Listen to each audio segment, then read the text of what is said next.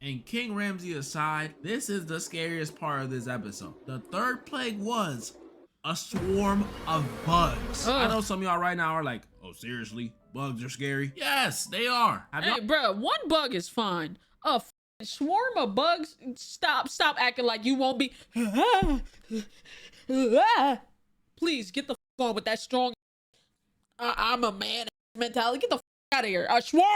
All right, man. We got us a Derek FDB video. This is the scariest kids show. Let's get it. The video talking about some shows I loved as a kid. And reminiscing on all those old shows that brought joy to me reminded me of one that brought fear to me. I know everything scared me as a kid, but this was different, okay? Because this show not only scared me, but it also scared a millions. Generation. And that show was Courage the Cowardly Dog. If you never watched this show, what's wrong with you? Today, ladies and gentlemen, I'll be going over Courage the Cowardly Dog, and I'll be going over 3 of the scariest episodes from the show. And in the end, I'll go over the scariest Courage episode I've ever watched. So y'all know the drill. Grab your popcorn, get your stuffed animal, and try not to. First episode I'm starting with, The House of Discontent.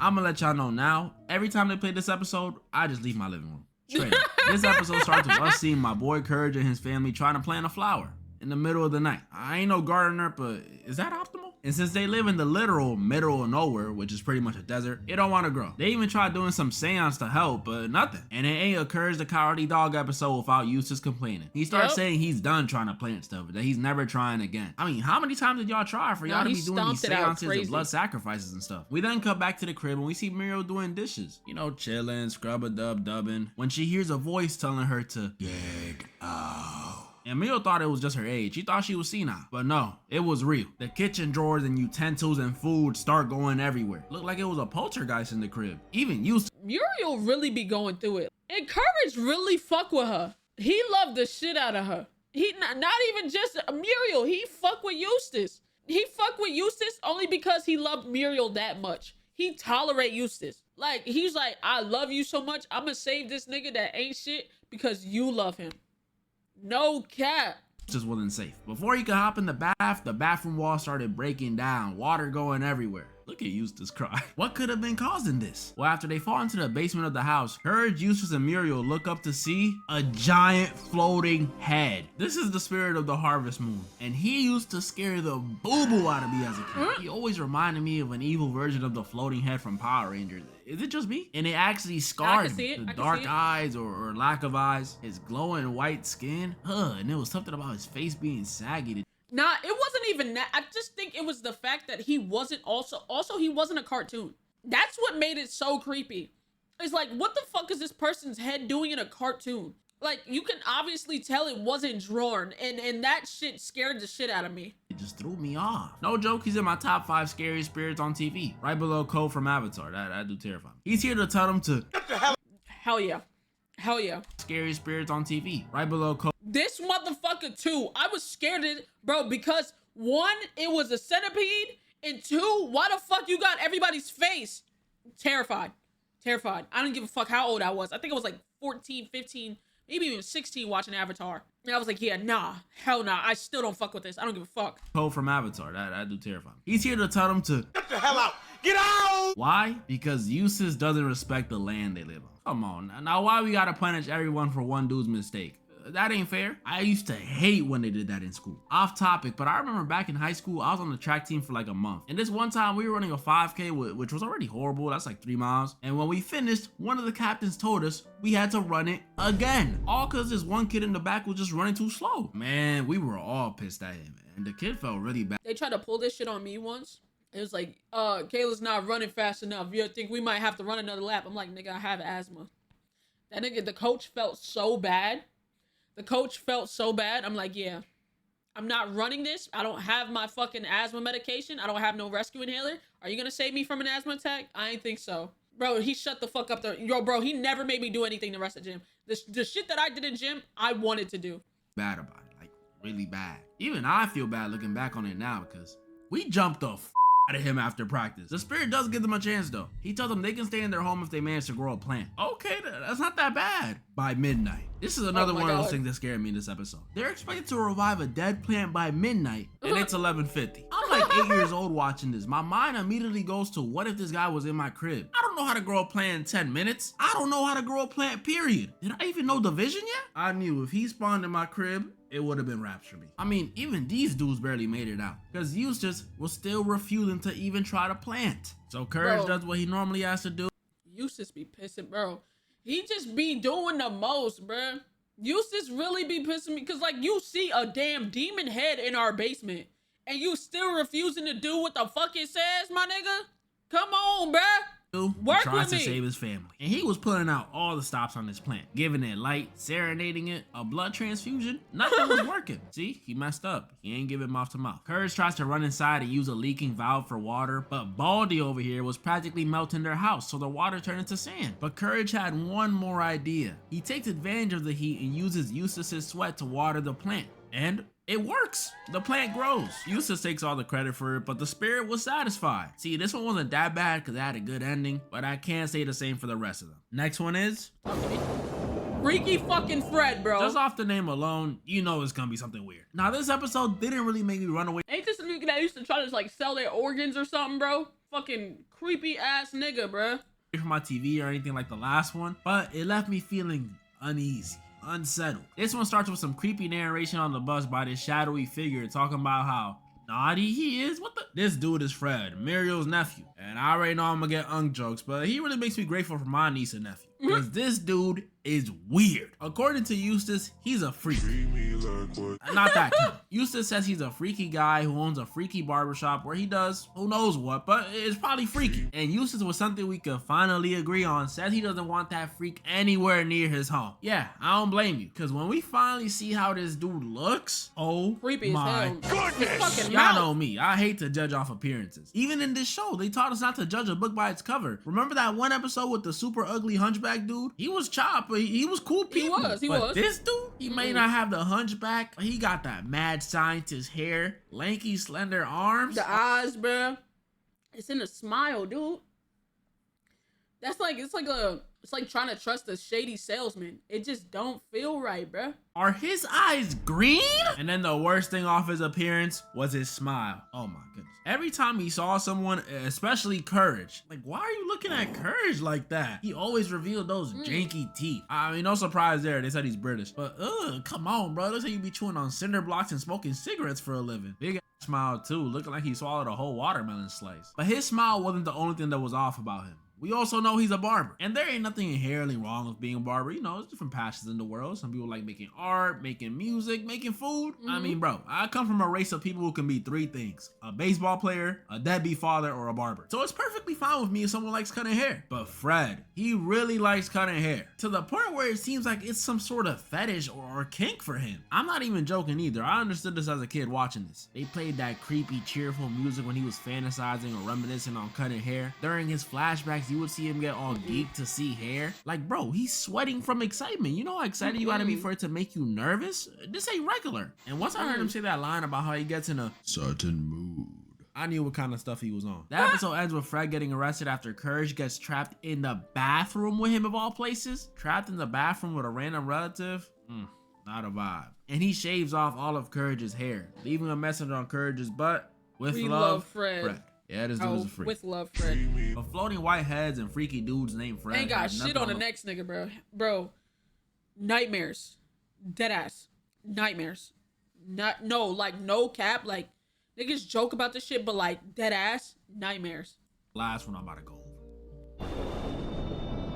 This one. This is the one that made me and everyone else who watched this show growing up have nightmares. Like, I don't remember the first time I peed myself, but I do remember the last time. And it was when I watched this episode. Last week. This episode starts different than the other two. It opens up and we're in the middle of a police chase. You know how desperate or bored them cops gotta be to chase someone into the middle of nowhere? There could be someone getting robbed in your city right now, looking like some NYC MTA cops. Priorities all the way messed up. The people or animals, I should say, being chased are these two cats. Y'all always putting cats in the stuff, trying to send shots. And why are they being chased? Well, apparently the cops from earlier had a right to be this desperate, because these two stole a precious artifact. And this thing must have been very precious, because one of the cats gets the bright idea to bury it out of fear of being caught with it. I don't really see the point in this. Like, Was it weighing y'all down? You're in a car. That Right. freaking 2-foot hat you got on looks like it'll weigh you down more. But whatever this thing they were burying was, it must have had some bad juju on it or something. Because the second these two cats get back in the car and are about to take off, the road becomes foggy. A mysterious figure appears and they get packed up. Yeah, some bugs spawned in, surrounded their car, and they were gone. Like, who's responsible for this? Shino? Like, is that death? Like, death is not supposed to happen in cartoons, but that feels like a death to me. Does it not? Like, I know you just didn't transport them nowhere. They gotta be dead. That's definitely murder in a children's cartoon. Conveniently though, where these two cats, RIP, buried this artifact was right across the street from Courage's crib, where we see the next morning, Courage digs it up. See, this is why I'm be feeling bad for Courage at some point. He been through too much to still be doing all this curiosity stuff. He brings a thing. Oh God, look at it on the slab, bro.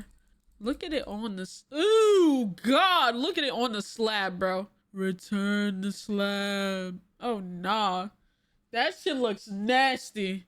He brings a thing he dug up back to Eustace and Muriel, and we all know Eustace's miserable self never liked anything new in his life, so he immediately throws it out. But while Longchin Eustace is complaining about Courage, you stupid dog, the news comes on the TV talking about this priceless artifact that was stolen by these two criminals. I'm sorry, I know this is off topic, but what's up with all these dudes having the syndrome chin? Turns out though, the artifact that these dudes stole was not trash like Eustace said. It was actually priceless, worth millions. And Eustace may be a miserable old man, but he truly is a paper chaser. Cause the second you heard moolah, bread, money was involved, he went and retrieved it. But this was a— Bruh, Eustace is really a hustler. I'll give him that. Like, he really a hustling ass nigga. No cap. a mistake, because Eustace wanting to keep the slab was triggering something in it. Something dark. Luckily though, this ginger mustache fellow comes by to retrieve the slab and stop this potential thing from being triggered. And you know Courage was in full agreement. He started hitting his— Eustace starts asking the dude how much bread he's trying to offer for the slab, and unfortunately for Courage, this dude wasn't offering any money, just a tote bag. Like, what the— do I look like a Midtown Manhattan girl? Eustace declines, but I would have taken that tote bag a million times over what came next. Because later that night, while Eustace is rocking back and forth imagining all the things he bought with the money, they hear the door rattling. Eustace goes outside to check what's going on, and this moment right here is what traumatized me, you, your brother, your mama, and anyone else who watched this show. Eustace goes to check what's happening and sees this thing, this 3D 4K resolution, 3 strands of hair having mummy. Yo, I can't explain to y'all how I don't know. It just was. like, it's not scary. It just don't feel right.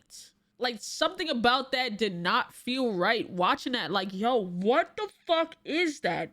I was watching this as a kid. I mean, look at his chin. Mind you, this was playing the latest, like 5 p.m. But it still terrified me so much I'd have to cover my eyes. I don't know if it was his voice, the whole the way he was moving his body, or both. But this dude was too much. He tells Eustace if he doesn't return the slab, he will be cursed and visited by 3 plagues, each getting worse than the last. Oh my goodness, just give me the heebie-jeebies. All right. But Eustace don't care about that. He then starts asking the mummy how much he gonna pay for the slab. And the mummy straight up ignores Eustace asking that, which y'all know what that means. Broke boy, you ain't nothing but a broke boy. Eustace slams the door, and that mummy did not waste time. He immediately starts flooding their home, from the basement to the first floor to the attic. Look at Eustace, had enough time to grab a— Nigga got a fucking scuba fit. And it's just, you're fucking, this is greed. This is the greed they talk about in the Bible, bruh. This nigga grabbed full scuba gear. It was like, yeah, I'm snorkeling, nigga. This is need that. Freaking snorkel before he even thought about helping his wife. Courage thankfully swims to the basement and pulls out the plug, but it wasn't— First of all, let's really talk about this though. Snorkel before he even thought about helping his wife. Courage Why the fuck do you have a random plug, a random drain in your fucking basement, bro? This should be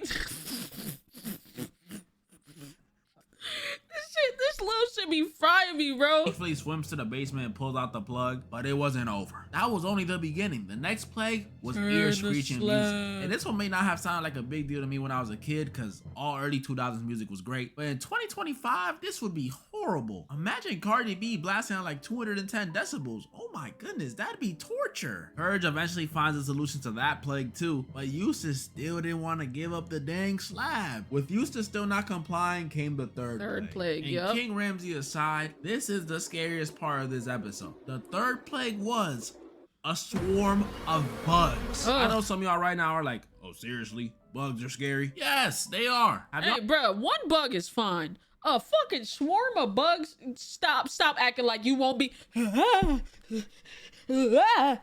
Please, get the fuck on with that strong ass, I'm a man ass mentality. Get the fuck out of here. A swarm?